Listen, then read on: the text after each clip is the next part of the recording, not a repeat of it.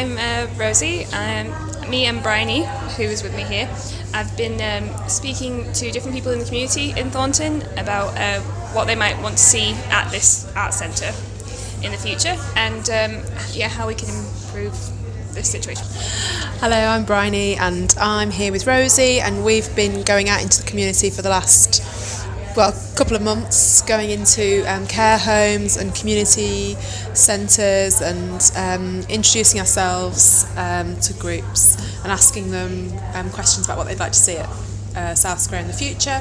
And in front of us today at the Wellbeing Day, we have created a big interactive survey wall with questions that we've been asking people in the community in an informal way, but today it's a big sort of bright display of questions, and people can use stickers to tell us what they think, and we're gathering things around their mental health, what they'd like to see happen at South Square in the future, how can South Square help them be happier and healthier in the future, what they most like about the centre, some about their interests, and we're asking them about their own well-being as well, and it's been really positive.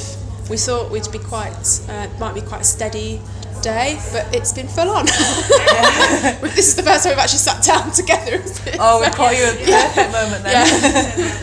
So what will you do with the data that you've collected? So we're going to crunch the data, and this is going to go towards an application to the Heritage Lottery, which hopefully, fingers crossed, is going to help fund activities in the future starting from next year. So this first round of funding, which Yvonne was able to get, which is amazing, has helped fund the new roof, the windows, and put better sort of access plans in through the front entrance. But hopefully this next lot of money is going to actually put on a programme of events. So that's partly what this survey is, to ask people what they want to see in their local arts centre. Brilliant. Fingers crossed for that. So what do you think? How would you define good mental well-being? I think it's a lot about self-care, and making sure you look after yourself well enough. So, you can get a bit caught up in your responsibilities, but you have to look after yourself first. Definitely. It's really important because you can get run down so quickly, and if you're focusing on everything else and all your responsibilities to other people, it can be really detrimental to your health, and that doesn't just mean physically but also mentally. So I think it's a lot of self-care, knowing your limitations and knowing when you can say no to things if it's too much, but also just being open to helping others when you can. That was such a good answer. To follow on from that, I would totally agree. I mean, in an ideal world, sort of definitely self-care, but being a mum of a little one, sort of practicing self-care is so hard, and it's that whole thing of, like on a plane, they always say, put your gas mask on, your oxygen mask on first before your kid, and it is like that. It's that I know that I become a better person and a better mum if I feed and nurture myself first, but it is one of the hardest things to do. I think for well-being for me is, I think when I'm at my happiest, it's when I've given something. I feel like I've contributed, or even if it's something really simple, like I've made a lovely meal that everybody's really enjoyed, or we've just got through the day and there's been no tears or tantrums or. Those are pretty major achievements in my book. I think for me, sleep is a big thing. Just making sure we've all had enough sleep in our family. And eating, remembering to eat. Food. Nourishment through food, nourishment through conversation as well. I think I really notice my mental health suffers when I haven't had a really good conversation with my partner in a long time. I feel like I'm adrift. And as soon as we had a heart-to-heart, I feel so much more relaxed, I feel calm and happier, and I think love plays such a big part. And it doesn't mean like romantic love. It's just care, just receiving care and then giving care back, and that sort of reciprocal love that you find in amongst friendships. And as an extension of that, when we were going to these different groups in the community who don't necessarily have a lot of interaction with people outside of where they are, it was so encouraging to see next time we saw them, just like a sort of lift in their spirit, really, because they'd had something different and they'd had an interaction they weren't expecting, and it really did help, I think. And it's just, making sure that you do spend enough time with people, even about just messaging people you haven't spoken to in a while, and making sure they're alright, and asking, how they are. I think it makes a huge difference, and we want to keep going back into those groups and keep it as a consistent thing, because I think it's also important to follow up with those sort of things.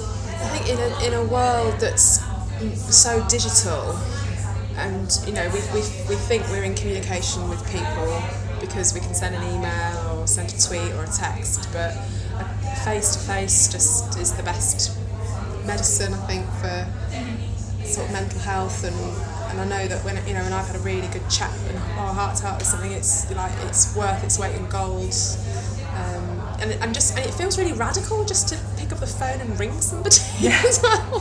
Like we don't just pop in on people anymore. We have to arrange things through a text because everybody's just so busy.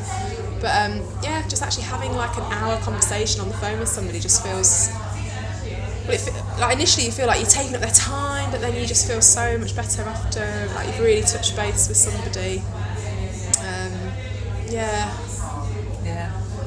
That's brilliant. And what role does creativity play in mental well-being?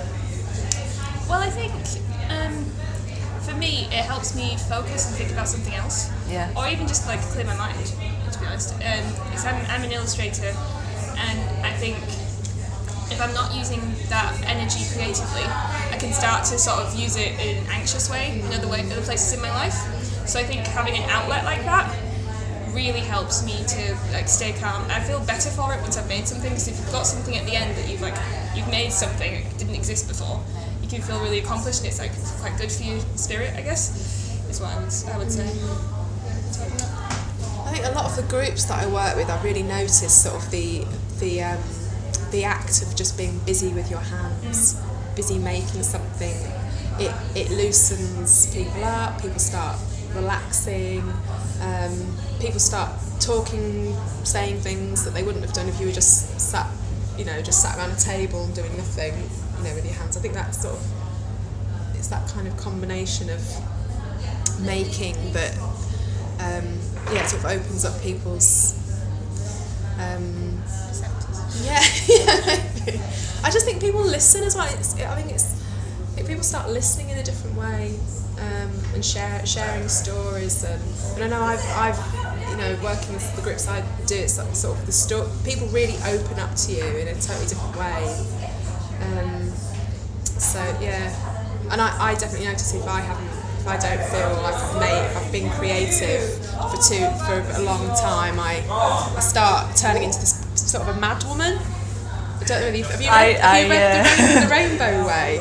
No, but my friend recommends it. It's amazing. There's this whole chapter about a mad woman, and I completely relate with that. As a creative mum who doesn't have that time like I used to, which in hindsight is like this amazing luxury. I start behaving like this crazy lunatic, and I think it's So I think one day I just made a lampshade and felt amazing. It wasn't even made particularly well, but I just felt so much better just having got my sewing machine out. I feel like you can use a different part of your brain. You can just focus on something else and switch everything else off for a little while. But then creativity, even singing, just like the simple act of singing can shift something for me. It's just that idea of expression, and it's a release. It's almost like that the process of crying can release something, and it's almost like the same thing. I don't know, just like sort of shifts you into another release your tension, I suppose. Yeah, that's brilliant. Thank you so much.